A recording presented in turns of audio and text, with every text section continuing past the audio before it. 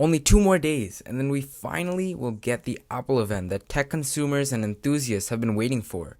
But there won't be any new iPhones? Huh? Yeah, as you've probably heard by now, there aren't going to be any new iPhones at the Apple event on September 15th. It's really crazy to think that there's not going to be new iPhones at a September Apple event.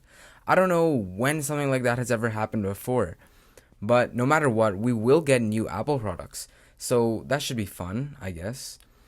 Anyway, let's go over what could potentially come out at this event and what we know about each one. So sit back and enjoy.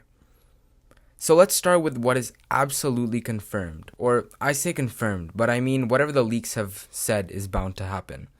Like the new Apple Watch. So it's safe to say that we are guaranteed a new Apple Watch. The Series 6 or whatever they call it probably won't have Force Touch to start. I mean, with watchOS 7, you don't even really need it. So don't be too shocked if they get rid of it. The benefit of this is that we could be getting a much larger battery. There are many watches that last a single year on just one battery cell, but those aren't smartwatches, so you can't really compare them. Nonetheless, there are some smartwatches that can last up to a week on a charge, whereas Apple's last only a day or two depending upon usage. Don't get too excited about any design refresh. It's basically just going to be the Series 5 with some minor upgrades. A more interesting rumor is that there's a new affordable watch that could be coming out called the Apple Watch SE.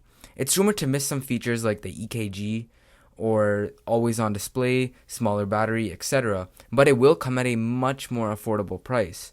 The big downside I see though is that it comes in the body of the outdated Series 3. Even if it starts at $200 or $300, it's still not super worth it because you can get a Series 4 watch at this price already if you look anywhere on any used websites. Plus, you will get an ECG, a larger battery, a much larger screen, and other features. Now, some people think that the SE could have a Series 4 body, but I don't really see this happening. If Apple did do this, it would butcher sales of the Series 6. I mean, people are just going to look at the SE and the 6 and they're just going to think, what's the difference? Especially someone who isn't well versed in tech. The main point of this watch is to make it look like, wow, I'm getting a watch with all the new specs and an Apple logo for cheap.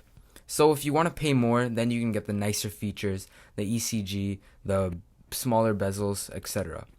I think the coolest thing they could do though is add new colors, and not the watch bands because we have hundreds of those already. I mean, every day they're adding some new rainbow watch band or another color or something like that. What I mean to say is a new body frame, like a blue one to match the Apple event, or a product red one. That's just me though. The other big one is looking to be the greatest unveiling at this event. And I know that's a tall tale to fill. I mean, there's only supposed to be 2 products at this event. But this hyped up product is the iPad Air 4, which is going to be one of the best iPad on the market with price considered. Actually, no, one of the best tablets, period. If the leaks are correct, the budget iPad is going to look like a steal. So first off, we know that they're going to put Touch ID in the power button. So I believe that this is the first time anything like this has ever happened on an Apple device, which I think the budget consumers really won't mind, especially with everything else that they're adding. You might be asking, well, why are they putting it in the power button? Well, it's for this new display, and wow, for this price, not many people will be able to differentiate it from the 11-inch iPad Pro. I own an iPad Pro 11-inch, and honestly, it's my favorite Apple device. Now, the price is a bit jarring, especially retailing at $899 for new ones, but this iPad can fix that, especially because it can have Apple Pencil 2 support and Magic Keyboard compatibility, for only $500 too. So for the chip, it's really weird. Now, people are saying that it's going to have an A14 chip, but that's not a thing yet. Like, there's no such thing as an A14 that's available to the public at least. We have some leaks and rumors, but Apple hasn't actually announced anything. So why would they release the A14 chip with an iPad? The flagship Snapdragon killer is always presented with the iPhone. So my theory is that the way that they're going to be able to get these thinner bezels and this cheap price is they probably skimped on the chip. Maybe they'll add an A13 or A12, but only time will tell. Oh, and by the way, you won't get a laminated display and promotion. They gotta save cost, right? And unfortunately, that's it, kind of.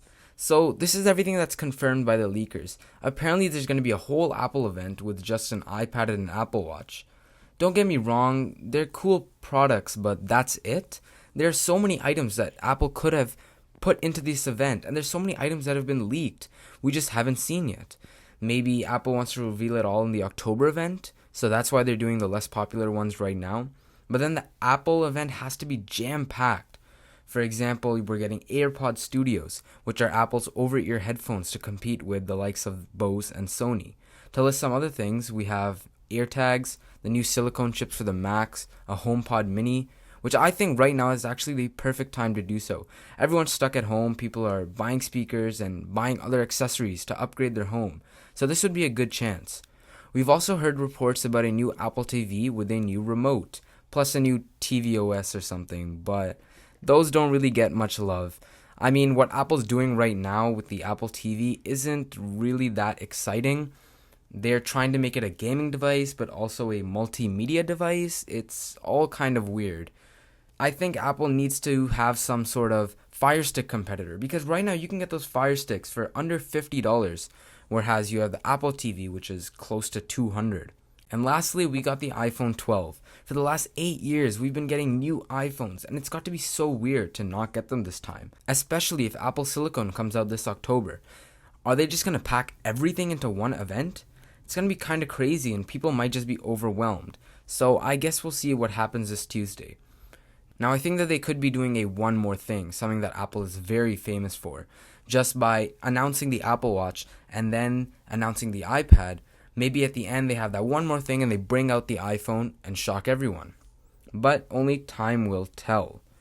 And if new iPhones don't come out, I'll definitely make an upload and I'll update you guys on the leaks and rumors. So make sure you stay tuned for that. And of course, I'll be covering the event as soon as it comes out.